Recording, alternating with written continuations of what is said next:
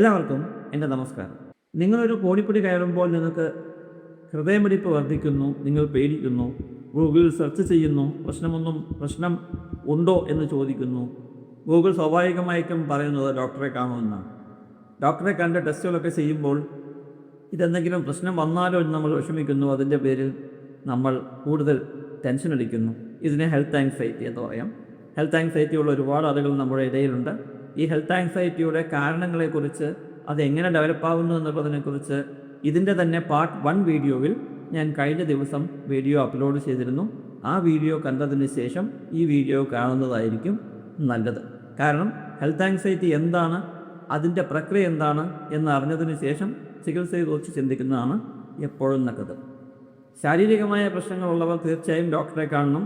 Symptoms ആങ്സൈറ്റിയുടേതാണ് എന്ന് നിങ്ങൾ control ചെയ്യുന്നതിന് മുമ്പ് ഡോക്ടറെ കണ്ട് മറ്റ് പ്രശ്നങ്ങളൊന്നുമില്ല എന്ന് ഉറപ്പിക്കേണ്ടത് അത്യാവശ്യമാണ്. ഈ വീഡിയോയിൽ ഞാൻ പറയുന്നത് ഹെൽത്ത് ആങ്സൈറ്റിയുടെ ചാക്രിക പ്രക്രിയയെ വിഷ്യസ് സൈക്കിൾ എന്ന് പറയും. ആ വിഷ്യസ് സൈക്കിൾ എന്താണ് എന്നുള്ളത് ഞാൻ കഴിഞ്ഞ വീഡിയോയിൽ വിശദീകരിച്ചിട്ടുണ്ട്. കഴിഞ്ഞ വീഡിയോയിൻ്റെ ലിങ്ക് ഞാൻ താഴെ ഡിസ്ക്രിപ്ഷൻ ബോക്സിൽ കൊടുത്തിട്ടുമുണ്ട്. നിങ്ങളത് കാണണം. അത് മനസ്സിലാക്കിയതിന് ശേഷം ഈ വീഡിയോയിലേക്ക് വരുന്നതായിരിക്കും മൊത്തം. ഈ വീഡിയോയിൽ ഞാൻ പറയുന്നത് ഈ ഹെൽത്ത് ആങ്സൈറ്റി വിഷ്യസ് സൈക്കിളിനെ ബ്രേക്ക് ചെയ്യാൻ CBT എങ്ങനെ ഉപയോഗിക്കാം എന്നുള്ളതിനെ കുറിച്ചാണ്. ഇതേ വിഷയം ഞാൻ എൻ്റെ പുസ്തകത്തിൽ എഴുതിയിട്ടുണ്ട്. ആ പുസ്തകം മലയാളത്തിലും ഇംഗ്ലീഷിലും ലഭ്യമാണ്. അതിൻ്റെ ലിങ്കും ഡിസ്ക്രിപ്ഷൻ ബോക്സിൽ അവൈലബിൾ ആണ്. വീഡിയോവും കാണണം. ആവശ്യമെങ്കിൽ നിങ്ങൾക്ക് പുസ്തകം വാങ്ങിച്ച് വായിക്കുകയും ചെയ്യാം. ഈ ചാനൽ സബ്സ്ക്രൈബ് ചെയ്യുവാൻ മറക്കരുത്. ബെൽ ബട്ടൺ അമർത്തുവാൻ മറക്കരുത്.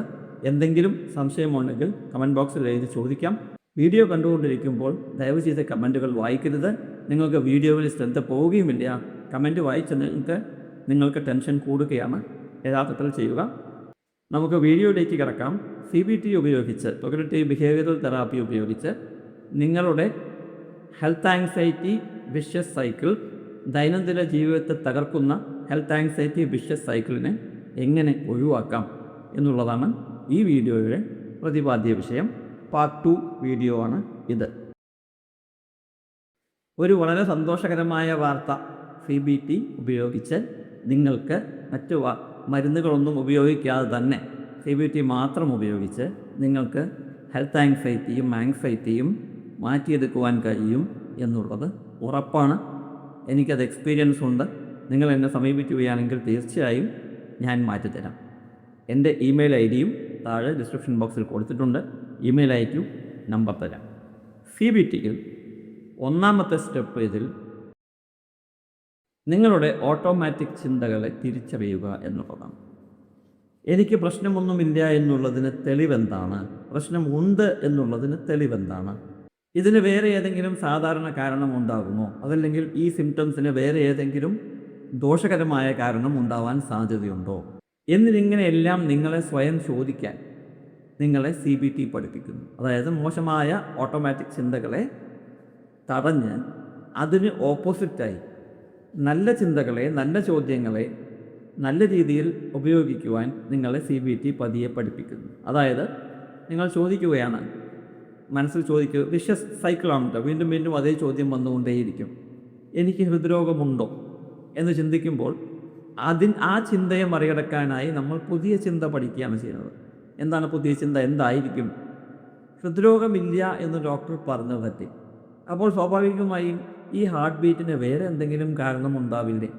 അപ്പോൾ ഞാൻ ആ കാരണമല്ലേ അന്വേഷിക്കേണ്ടത്, അല്ലാതെ ഹൃദ്രോഗത്തിൻ്റെ പുറകെ പോകേണ്ട ആവശ്യമുണ്ടോ എന്ന് നമ്മൾ ചോദിക്കാൻ പഠിക്കുന്നു. ആരോട് ചോദിക്കാൻ പഠിക്കുന്നു? നമ്മളോട് തന്നെ ചോദിക്കാൻ പഠിക്കുന്നു.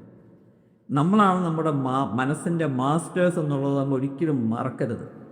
നമ്മളറിയാതെ മറ്റ് ചിന്തകൾ വരില്ല.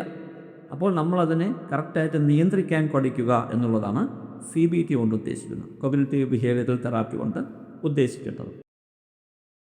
രണ്ടാമത്, ദുരന്ത ചിന്തയെ നമ്മൾ കൈകാര്യം ചെയ്യാൻ പഠിക്കണം. ദുരന്ത ചിന്ത, കാറ്റാസ്ട്രോഫൈസേഷൻ എന്ന് പറയും. ഹൃദയമിടിപ്പ് കൂടുതൽ ഉടനെ എനിക്ക് ഹാർട്ട് അറ്റാക്ക് വരുമോ എന്ന് ചിന്തിക്കുന്നത് ദുരന്ത ചിന്തയാണ്. തലവേദന വന്നു കഴിഞ്ഞാൽ ഉടനെ എനിക്ക് ബ്രെയിൻ ട്യൂമറുണ്ടോ, ബ്രെയിൻ ട്യൂമറിൻ്റെ സർജറിയെക്കുറിച്ച് ചിന്തിക്കുക, ബ്രെയിൻ ട്യൂമറിന് ഹോസ്പിറ്റലിൽ അഡ്മിറ്റ് ആവുന്നതിനെക്കുറിച്ച് ചിന്തിക്കുക, അത് ഭാവിയിൽ എന്തൊക്കെ പ്രശ്നങ്ങളുണ്ടാക്കുമെന്നുള്ളതെന്ന് ചിന്തിക്കുക. ഇത്തരം ചിന്തകൾ നമ്മൾ ദുരന്ത ചിന്തകൾ, കാറ്റസ്ട്രോഫൈസിങ്, ഒരാവശ്യവുമില്ലാതെ കയറി മുകളിലേക്ക് പോവുക എന്നുള്ള സാഹചര്യമാണ്. അത് നമ്മൾ കുറയ്ക്കുവാൻ എന്താ ചെയ്യേണ്ടത്? ഇത്തരം ചിന്തകൾ അടിസ്ഥാനരഹിതമാണ് എന്ന് മനസ്സിലാക്കണം, ചോദ്യം ചെയ്യണം. അത് നിങ്ങളെ പഠിപ്പിക്കുന്നു. അതായത് ഇപ്പോൾ തലവേദന വന്നു കഴിഞ്ഞാൽ ഈ തലവേദനയ്ക്ക് മറ്റു പല കാരണങ്ങളും ഉണ്ടാവാം. അതല്ലെങ്കിൽ ഇതൊരു സാധാരണ തലവേദന മാത്രമാവാം. അതല്ലെങ്കിൽ നിങ്ങൾ പഠിച്ചതുകൊണ്ടോ അല്ലെങ്കിൽ വൈകുന്നേരം വെയിൽ കൊണ്ടതുകൊണ്ടോ ഉള്ള തലവേദനയാണ്, ഡോക്ടറെ കണ്ടതാണ്, മറ്റു പ്രശ്നങ്ങളൊന്നുമില്ല എന്ന് പറഞ്ഞതാണ് എന്നുള്ള രീതിയിൽ ഈ കാറ്റസ്ട്രോഫൈസിങ് ചിന്തകളെ ഒരു സാധാരണ വിഷയമായി, ഈ ലക്ഷണങ്ങളെ സാധാരണ വിഷയമായി കാണാൻ CBT നമ്മളെ പഠിപ്പിക്കുന്നു എന്നർത്ഥം. ആദ്യത്തെ 2 സ്റ്റെപ്പും ചെയ്തതിന് ശേഷം സേഫ്റ്റി ബിഹേവിയർ കുറയ്ക്കുക എന്ന് പറയും. അതാണ് 3ാമത്തെ സ്റ്റെപ്പ്. എന്താണ് സേഫ്റ്റി ബിഹേവിയർ? ഒരു ഭക്ഷണം കഴിക്കുന്നതിൻ്റെ ഇടയിൽ നമുക്ക് പാനിക് അറ്റാക്ക് ഉണ്ടായാൽ, അല്ലെങ്കിൽ നമുക്ക് വയറുവേദന വന്നാൽ, അതല്ലെങ്കിൽ നമുക്ക് ഹാർട്ട് ബീറ്റ് കൂടിയാൽ, അതല്ലെങ്കിൽ തലവേദന കൂടിയാൽ, ആ ഭക്ഷണ പദാർത്ഥം തന്നെ ഒഴിവാക്കുന്ന ഒരു പ്രവണത ഉണ്ടാവും. ആ ബിഹേവിയർ, അതിന് സേഫ്റ്റി ബിഹേവിയർ എന്ന് പറയും. അതായത് ഞാനത് ചെയ്യുമ്പോൾ, ഈ ഭക്ഷണം കഴിക്കുമ്പോഴാണ് ഈ പ്രശ്നം വന്നത് എന്ന് നമ്മുടെ മനസ്സിൽ പതിയുന്നത് കൊണ്ട് ഞാൻ ആ കാര്യം ചെയ്യാതാവുന്നു. അങ്ങനെ വരുമ്പോൾ ആ വിഷയത്തിലുള്ള പേടി എനിക്ക് കൂടുകയാണ് ചെയ്യുന്നത്. അത് കുറയ്ക്കണം. അപ്പോൾ സേഫ്റ്റി ബിഹേവിയർ ഒഴിവാക്കാൻ നിങ്ങളെ പഠിപ്പിക്കുന്നു CBT. ബിഹേവിയറൽ എക്സ്പെരിമെൻറ്റ്സ് എന്ന് പറയുന്നു.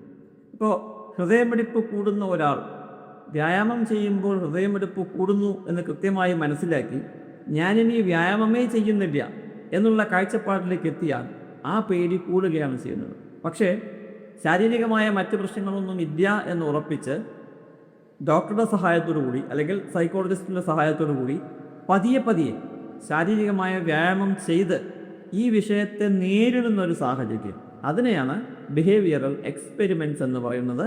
അങ്ങനെ ചെയ്യാൻ CBT നിങ്ങളെ പഠിപ്പിക്കുന്നു. അടുത്ത പോയിന്റ്, 5ാമത്തെ പോയിന്റ്, നമ്മുടെ ജീവിതത്തിൽ എല്ലാവർക്കും അനിശ്ചിതത്വമുണ്ട്. ഒന്നും ഉറപ്പില്ല. ആ ഉറപ്പില്ലായ്മയെ സ്വീകരിക്കാൻ പഠിക്കുന്നു. ഭാവിയിൽ എപ്പോഴെങ്കിലും എനിക്ക് ക്യാൻസർ വരുമോ എന്ന് ചോദിച്ചാൽ അതൊരാൾക്കും ഉറപ്പ് തരാൻ കഴിയാത്തൊരു കാര്യമാണ് എന്നുള്ളത് നമുക്ക് എല്ലാവർക്കും അറിയാം. പക്ഷേ ഹെൽത്ത് ആങ്സൈറ്റി ഉള്ളവർ പൊതുവെ അതിന് മുമ്പ് അവർക്ക് അറിയാമായിരുന്നുവെങ്കിലും ഇപ്പോൾ അത് അവർ അംഗീകരിക്കാൻ തയ്യാറാവില്ല. അതുകൊണ്ട് അത്തരം ബിഹേവിയേഴ്സിനെ, അതായത് ആദ്യത്തെ 4 സ്റ്റെപ്പും കഴിഞ്ഞതിന് ശേഷമാണ് 5ാമത്തെ സ്റ്റെപ്പിൽ ഈ പറയുന്ന ഇൻസെക്യൂരിറ്റീനെ, അതല്ലെങ്കിൽ അൺഷുവറായ കാര്യങ്ങളെ അംഗീകരിക്കാൻ CBT നിങ്ങളെ പഠിപ്പിക്കുന്നു. എപ്പോൾ അടിയന്തരമായി ഡോക്ടറെ കാണണം എന്നുള്ള കാര്യം CBT ഡോക്ടറുമായി, അതായത് കോഗ്നിറ്റീവ് ബിഹേവിയറൽ തെറാപ്പി നടത്തുന്ന ആൾ സ്വാഭാവികമായും അദ്ദേഹത്തിന് ഹെൽത്ത് ആങ്സൈറ്റി വിഷയങ്ങളിൽ, ഹെൽത്ത് സൈക്കോളജി വിഷയങ്ങളിൽ അറിവുള്ള ആളായിരിക്കും. അല്ലെങ്കിൽ തന്നെ ഡോക്ടറെ കണ്ട് ഏതൊക്കെ വിഷയങ്ങളിൽ നമ്മൾ ഉടനെ ഡോക്ടറെ കാണണം എന്നുള്ളതിനെക്കുറിച്ച് കൃത്യമായ ധാരണ നിങ്ങളെ പഠിപ്പിക്കുവാൻ ഈ CBT തെറാപ്പിസ്റ്റിന് സഹായിക്കും. ഈ പറഞ്ഞ 4-5 സ്റ്റെപ്പുകളാണ് ഏറ്റവും പ്രധാനം. CBT എന്ന് പറയുന്നത്, കോഗ്നിറ്റീവ് ബിഹേവിയറൽ തെറാപ്പി എന്ന് പറയുന്നത് ആങ്സൈറ്റിക്കും ഡിപ്രഷനും, അതേപോലെ OCD പോലെയുള്ള വിഷയങ്ങൾ, മാനസിക സമ്മർദ്ദം, ഫോബിയകൾ, അങ്ങനെയുള്ള കാര്യങ്ങൾ, ഈവൻ മറ്റ് വിഷയങ്ങൾക്ക് പോലും, അതായത് സ്കിസോഫ്രീനിയ പോലെയുള്ള വിഷയങ്ങൾ, ഈറ്റിംഗ് ഡിസോർഡേഴ്സിന് വേണ്ടി ഒരുപാട് വിഷയങ്ങൾക്ക് ഉപകാരപ്രദമായ ഒരു തെറാപ്പി മെത്തേഡാണ് CBT.